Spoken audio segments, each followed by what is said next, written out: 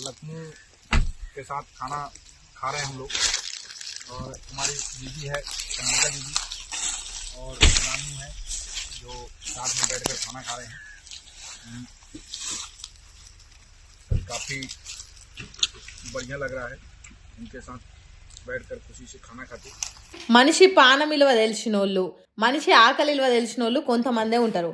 Hago దాంట్లోకి SI sir ఒక తిరగగా అనుస్తుండు.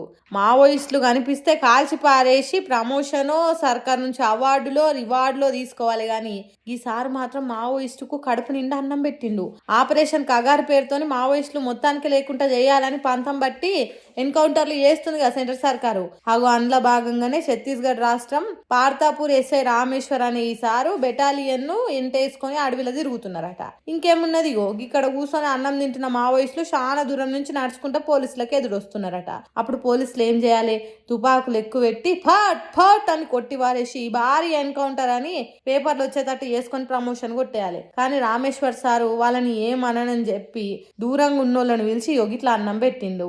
ఎన్ని రోజుల కింద తిన్నారో, ఎన్ని కిలోమీటర్ల కొద్ది అడవిలో నడుస్తున్నారో, అసలు తిన్నారో తినలేదో, ఏ తల్లి కడుపు పేగు తెంచుకొని పుట్టినోళ్ళు ఉత్తుత్తగా వీళ్ళని చంపితే ఏమొస్తుంది అనుకున్నాడో కావచ్చు.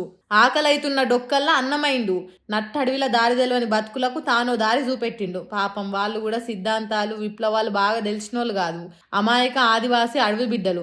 అందుకే ఎస్ఐ సార్ షేరదీసిండు. పోలీసులకు లొంగిపోయినట్టు చేసి జనజీవన స్రవంతులు కలిసేటట్టు చేసిండు.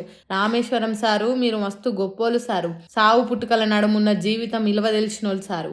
ఎత్తుకెదిగేతానికి పక్కకున్నోని దొక్కాలని చూసే జనాలున్న ఈ రోజులల్లా అవకాశం ఉన్న ఆయుధం ఎత్తి గాల్చకుండా ఆకలి తీర్చిండ్రు చూడు. నీకు 2 చేతులెత్తి దండాలు పెట్టాలి సారు.